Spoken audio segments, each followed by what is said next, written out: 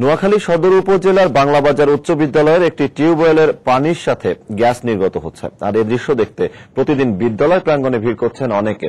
এই বিদ্যালয়ের প্রধান শিক্ষক জানান, গত 1 মাস আগে বিদ্যালয় প্রাঙ্গণে টিউবওয়েলটি বসানো হয়। এরপর থেকে মাঝে মাঝেই এর ভেতর থেকে শব্দ বের হতে থাকে।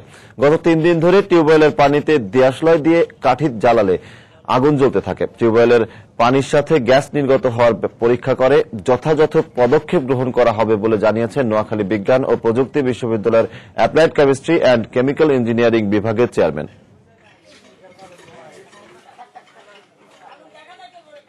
ওই কলে আজকে 3-4 দিন পর্যন্ত দেখতেছি যে আপনার ওখানে বুদবুদ আকারে গ্যাস জ্বলতেছে, আর ছেলেরা দেখি উৎসুক জনতা আসছে এখানে দেখতেছে। এখানে গ্যাস চাপার সাথে পানি উঠার সাথে সাথে পানির নিচ থেকে টিউবওয়েলের পানির নিচ থেকে গ্যাস বার্নিং হচ্ছে।